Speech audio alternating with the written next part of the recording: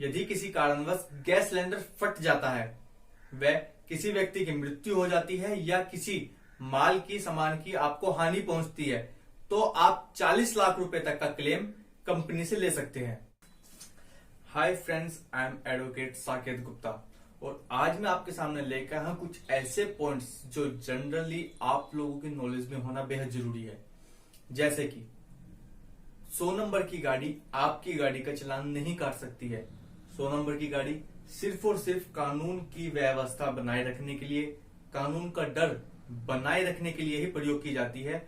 वह आपकी गाड़ी का चालान नहीं काट सकती है। यदि आपका चालान ट्रैफिक पुलिस वाले काटते हैं तो आप उनसे पूछ सकते हैं कि आपने उनको चालान किस बेस पे काटा है, क्या रीजन रहा है जिस बेस पे उन लोगों ने आपका चालान काटा है। अगर आपका चालान काटा गया है ओवर स्पीडिंग की वजह से, तो आप उनसे ओवर स्पीडिंग का प्रूफ भी मांग सकते हैं। जब कभी बात आती है बच्चे को अडॉप्ट करने के लिए, तो आपको ये बात नॉलेज में होनी चाहिए, यदि आप कोई पुरुष है तो आप किसी लड़की को अडॉप्ट नहीं कर सकते हैं। यदि आप एक शादीशुदा कपल है और आप अब किसी बच्चे को अडॉप्ट करना चाहते हैं, आपके बच्चा पैदा नहीं हुआ है या आप किसी बच्चे को पैदा नहीं करना चाहते हैं, उसके बाद आप किसी बच्चे को अडॉप्ट करने के लिए जाते हैं, तो आपकी शादी को कम से कम 2 साल कंप्लीट हो चुके होने चाहिए। उसके बाद ही आप किसी बच्चे को अडॉप्ट कर सकते हैं। यदि किसी व्यक्ति के बेटा, बेटे का बेटा, बेटे के बेटे का बेटा अगर उसके परिवार में है, तो वह किसी भी बच्चे को अडॉप्ट नहीं कर सकता है। पुलिस ऑफिसर्स, कहा जाता है पुलिस ऑफिसर्स की ड्यूटी, लेकिन आपको एक चीज मैं और बताना चाहूंगा, पुलिस ऑफिसर्स 24/7, जी हाँ, वह 24 घंटे अपनी ड्यूटी पर ही होते। यह बात कही गई है द पुलिस एक्ट 1861 में। कोई भी व्यक्ति या स्त्री जो पुलिस में काम कर रहे हैं, उनकी नौकरी 24/7 मानी जाती है। अगर वह अपनी वर्दी में नहीं भी है तो भी उनको एज अ पुलिस मैन ही ट्रीट किया जाएगा। अगर आप दिल्ली के रहने वाले व्यक्ति हैं और आप कहीं पर किराए पर रह रहे हैं, तो आपका मकान मालिक आपको बिना लीगल नोटिस दिए आपको जबरदस्ती अपने मकान से बाहर नहीं कर सकता है। जी हाँ, अगर आप दिल्ली में रहने वाले हैं, आपका मकान मालिक आपको निकालना चाह रहा है जबरदस्ती, तो उसको जबरदस्ती वह नहीं निकाल सकता है। उसको आपको निकालने के लिए एक लीगल नोटिस कम से कम देना ही होगा। यह अधिकार दिल्ली के लोगों को मिलता है द रेंट कंट्रोल एक्ट 1858 के सेक्शन 14 के तहत। लिव इन रिलेशनशिप को इंडिया में इलीगल माना जाता है, लेकिन मैं आपको बताना चाहूंगा लिव इन रिलेशनशिप इंडिया में इलीगल नहीं है। और साथ ही साथ मैं आपको बताना चाहूंगा लिव इन रिलेशनशिप कुछ कंडीशंस को अगर फुलफिल करता है तो वह आपका live in relationship equivalent to marriage माना जा सकता है। आपके द्वारा अगर कोई संतान की उत्पत्ति होती है तो उसका राइट पूरा बनेगा अपने मदर व फादर्स की प्रॉपर्टीज पे, जैसे कि और सब बच्चों का बनता है। आप कहीं पर काम कर रहे हैं, आपके ऑफिस वाले आपकी सैलरी नहीं दे रहे हैं, तो आप अगले 3 साल तक विदिन 3 ईयर आप उनपे कभी भी केस फाइल कर सकते हैं अपनी उस सैलरी को प्राप्त करने के लिए। ध्यान दें, 3 साल के बाद आप वह केस नहीं कर पाएंगे, आप उसकी डिमांड नहीं कर पाएंगे। कॉन्स्टिट्यूशन ऑफ इंडिया, भारत का संविधान, हम सभी नागरिकों को बहुत सारे अधिकार देता है, बहुत सारे राइट्स देता है, बहुत सारी लायबिलिटीज भी देता है। उन्हीं के बीच है विवाह का अधिकार। जी हाँ, प्रत्येक नागरिक को अधिकार है विवाह करने का। कोई महिला है, आप किसी कारणवश पुलिस स्टेशन में जाके FIR नहीं लिखवा सकती है, तो आप मेल के द्वारा या फिर आप पोस्ट के द्वारा भी अपनी FIR दर्ज करा सकती है।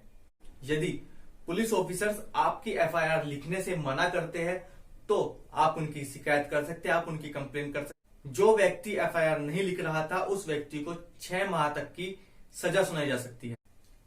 सूरज छिपने के बाद वह सूरज उगने से पहले, जिस समय सूरज ढल जाता है वह सूरज उगने से पहले किसी भी महिला को गिरफ्तार नहीं किया जा सकता है। लेकिन हाँ, अगर मजिस्ट्रेट साहब का ऑर्डर है उनको इमीडिएटली गिरफ्तार करने का, तो वह किसी भी समय जाकर उनको गिरफ्तार कर सकती है।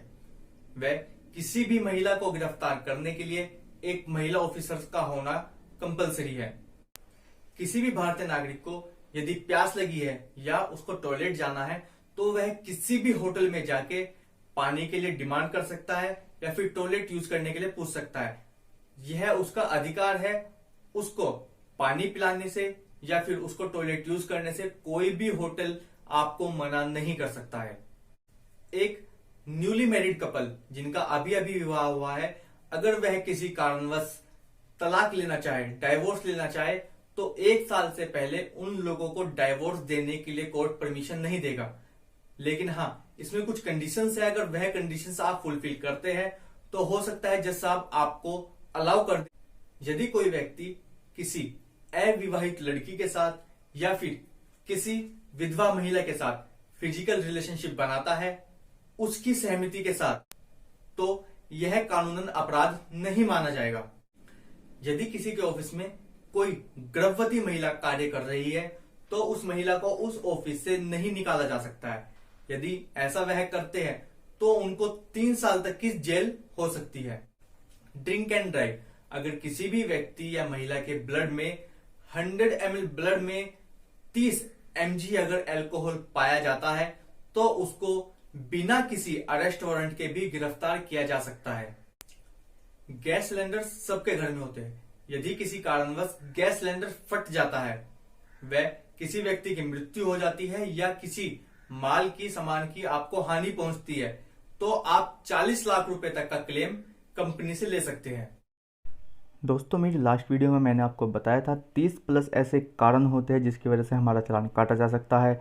कोरोना वायरस फैलाने पर 6 महीने से लेकर फांसी तक की सज़ा सुनाई जा सकती है।